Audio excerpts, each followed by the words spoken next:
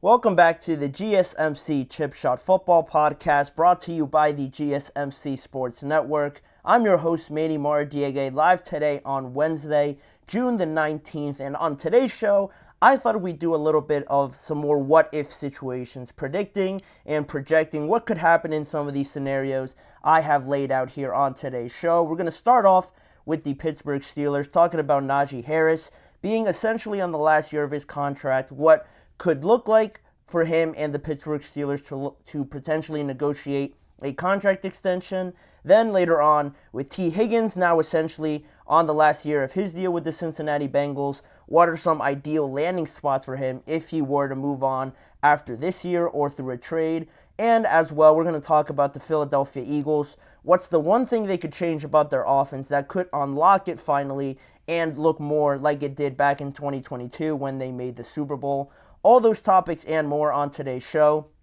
Remember to like, follow, and subscribe to the GSMC Chip Shot Football Podcast. And also, if you have any questions or comments you want to make, please use the tip and donations link you see on your screen, GSMCPodcast.net. By using that link, I can see your question or comment and address it and just get your guys' thoughts on anything I say, any perspective you guys can give on my comments or any of the topics on today's show will be greatly appreciated. And also, it's a massive help for the network as well. So if you could, please use the tip and donations link, GSMCPodcast.net. But now we can move on to the first topic on today's show.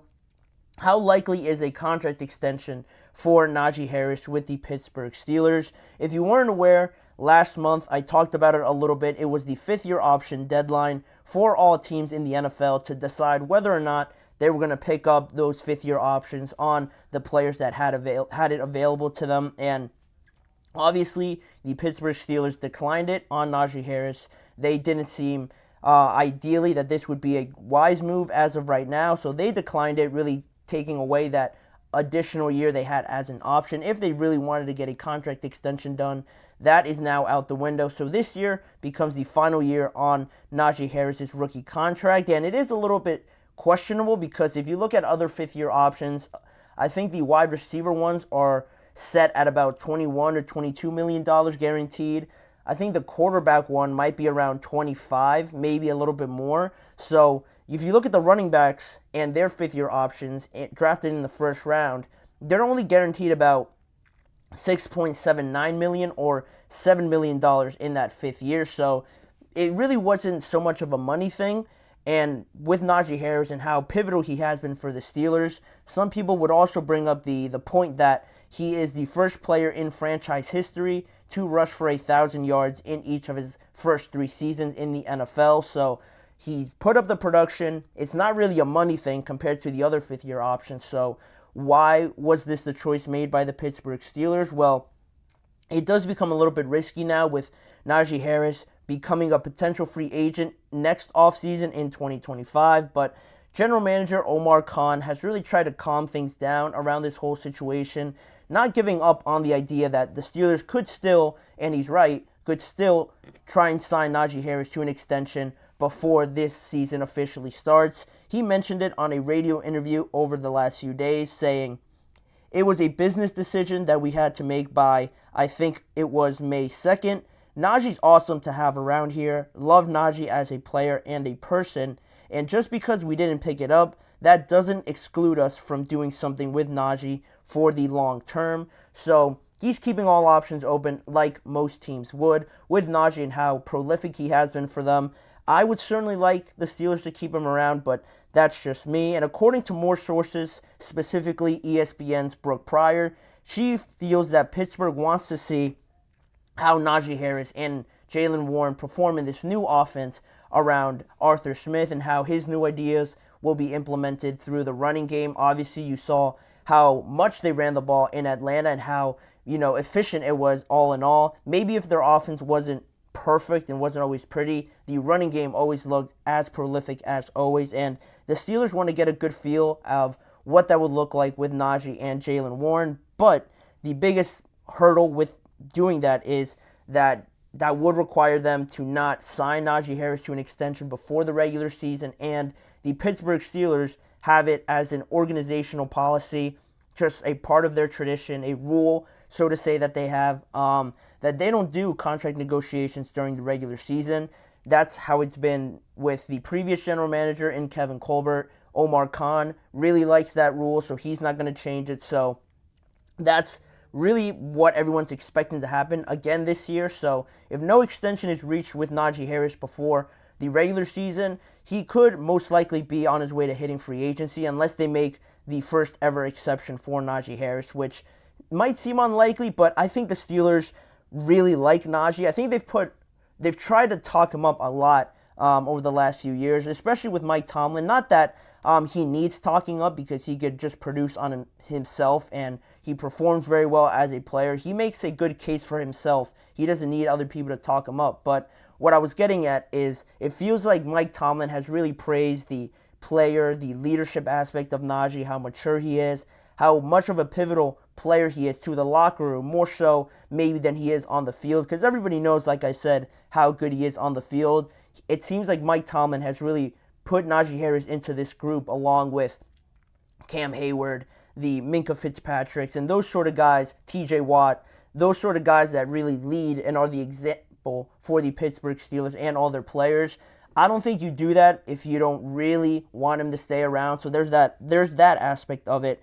And then you get down to the price of it. You know, the running back market hasn't been the most favorable for all these guys, and Najee Harris has been one of the main voices in speaking out about the devaluation of running backs so far in the NFL. So if he feels so strongly about it, many people will start to believe that he'll want to get himself paid probably around 10, maybe even more than that in a average annual salary for a running back. And are the Steelers comfortable with giving that amount of money to a running back? Are they comfortable doing that with the way the market is going right now? It would really be a step in the other direction based on what everybody else is doing. So that's another big thing that the Steelers have to monitor and really decide. And if it were up to me, and if the question is, like, will a deal get done before the start of the regular season? Can we expect a contract extension for Najee Harris? It really comes down to Najee and Cam Hayward in a way, because I feel like those two guys, like I just mentioned them, are really in the group of the leaders of this team. Maybe more so Cam because he's been there longer, but Najee also is starting to be that more mature player, having more of a voice in that locker room. So you almost don't want to put them against each other, but I don't really know too specifically if the Steelers can fit them both in to accommodate also what kind of price that both of these players feel that they deserve. So there's one aspect of it. And if I had to decide, maybe I would keep Najee over Cam, just because I think the running back duo that they have with Jaylen Warren and Najee, I think, is very special. Not a lot of teams had that really before them, and I think once you saw the Steelers sort of bringing it back a little, then you see more teams start to implement it a little bit more, with the Lions doing it, with the Chargers now doing it with Jim Harbaugh. The 49ers are trying to do it a little bit more, or they should, not to overdo it with Christian McCaffrey. But those are just some teams. The Ravens, obviously, another one. But I think they're really starting something there with the running back. So I think to split that up would be one of the least things that I would want to do in this situation with the Steelers. But of course, it all comes down to finances and how, Najee puts himself out there and how much he values himself at. I would give him maybe $8 to $10 million per year. I know that might seem like a lot. Like, again, we're talking about only Christian McCaffrey, Alvin Kamara, Saquon, and Josh Jacobs are the only running backs to make in the double digits on an annual salary. So to put him up there, I think he has a good case if you compare him to Josh Jacobs, and he's making that amount of money. So maybe not so much Saquon, because Saquon's done, I feel like, a little bit more for the Giants. But I don't think Najee's too far off in terms of what value he brings compared to those other guys. Maybe not so much Christian, maybe even not that much with Alvin Kamara, but Saquon and Josh Jacobs, I think he can make a good case with them just based on the production and the numbers and what they've put on the resumes so far. I think he's made a good case for himself, and you could let him hit free agency. Maybe the Steelers feel confident enough that they could let him test out the market, and for his asking price, they could feel overly confident that nobody in the market will offer him better than what they're offering. It is a major risk because you are letting other people throw out bids to Najee Harris. So there's that aspect of it, but it is another option if the Steelers can't get anything done. If they really feel confident that what he's asking for, no other team will give other than them or have a better offer than the Pittsburgh Steelers, I think they could try to do it. But again, that's a really, really risky thing if you really don't feel like getting rid of Najee Harris or moving on from him. They drafted a running back this year out of Georgia. It was Dajon Edwards. So I don't know. If you could put the trust in him, maybe you feel more comfortable about him, but I don't know too much about him right now to feel in a good spot to where I can say, yeah, they should do that. And it finally, for this first segment, it doesn't really send a great message to Jaylen Warren. If you already have this great running back duo going on, the offensive line's getting better, and Jaylen Warren and Najee Harris, I feel, are pretty close. It doesn't send a good message to Jaylen because Najee's put up all the numbers you would want. He's been a pivotal piece. He's been there through this rebuild that the Steelers have gone through, and he still hasn't earned himself a contract with the team. I don't think it sends a great message to Jaylen, and he might feel a certain way about that. So a lot of factors to consider here. The Steelers certainly have a big player, a big important player that they have to deal with here in Najee Harris. I think I would give him the extension.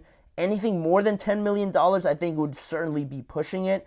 But if he's asking for $10 to $7 or $8 million per year, depending on how long it is, I think I would give it up. I would think he's earned that for what he's done for the Steelers up until now, on and off of the field as well. So let me know what you guys think about that and the running back market overall in the comments section. But we're going to move on and take a quick break before we come back and talk about some wide receivers, specifically T. Higgins, and what the market could be looking like for him. What are some potential landing spots I would love to see T. Higgins potentially make in 2025 or this year if a trade is figured out? Stay tuned to find out those teams and why I think T. Higgins would make a perfect fit for them in just a few seconds. We'll be right back.